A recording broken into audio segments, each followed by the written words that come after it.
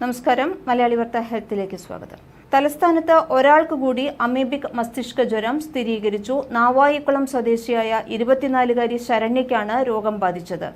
സംസ്ഥാനത്ത് ആദ്യമായാണ് ഒരു സ്ത്രീക്ക് അമീബിക് മസ്തിഷ്ക ജ്വരം സ്ഥിരീകരിക്കുന്നത്. കല്ലമ്പലത്തും മസ്തിഷ്ക ജ്വരം സ്ഥിരീകരിച്ചതോടെ ജില്ലയിൽ 3 സ്ഥലത്ത് രോഗസാന്നിധ്യം ഉണ്ടായിട്ടുണ്ട്.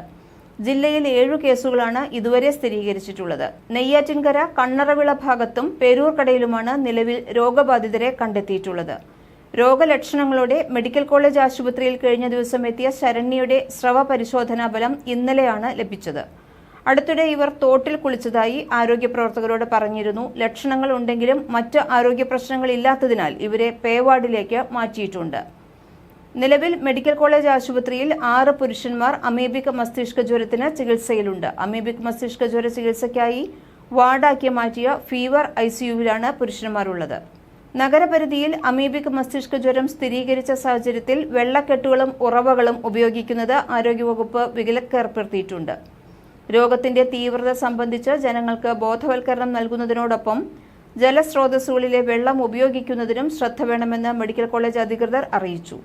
പേരൂർക്കട സ്വദേശിക്ക് രോഗം സ്ഥിരീകരിച്ചതിന്റെ പശ്ചാത്തലത്തിലാണ് കെട്ടിക്കിടക്കുന്ന വെള്ളം ഉപയോഗിക്കുന്നതിൽ നിയന്ത്രണം ഏർപ്പെടുത്തിയിട്ടുള്ളത്.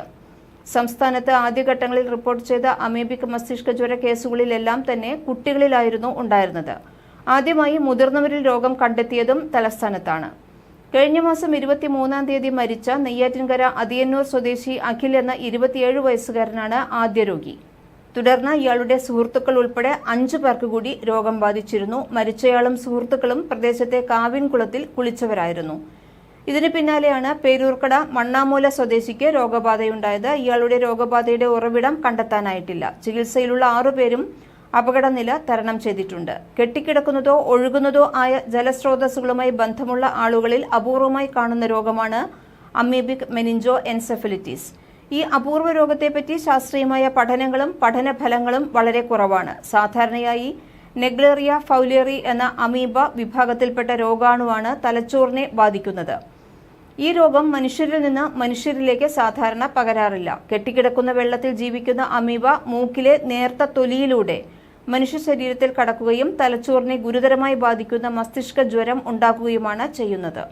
ജലത്തിൽ സ്വതന്ത്രമായി ജീവിക്കുന്ന അമീബ ഒഴുക്കില്ലാത്ത ജലാശയങ്ങളിലാണ് പൊതുവെ കാണപ്പെടുന്നത്. നീർച്ചാലിലോ കുളത്തിലോ കുളിക്കുന്നത് വഴി അമീബ വിഭാഗത്തിൽപ്പെട്ട രോഗാണുക്കൾ മൂക്കിലെ നേർത്ത സുഷിരങ്ങൾ വഴിയാണ് ഉള്ളിലേക്ക് കടക്കുന്നത്. മനുഷ്യന്റെ ശരീരത്തിൽ കടന്നു കഴിഞ്ഞാൽ തലച്ചോറിനെയാണ് ഗുരുതരമായി ബാധിക്കുന്നത്. എൻസെഫലിറ്റിസ് ഉണ്ടാക്കാൻ ഇടയായി കഴിഞ്ഞാൽ രോഗലക്ഷണങ്ങൾ രോഗാണുബാധ ഉണ്ടായി 1 മുതൽ 9 ദിവസങ്ങൾക്കുള്ളിലാണ് ഉണ്ടാകുന്നത്.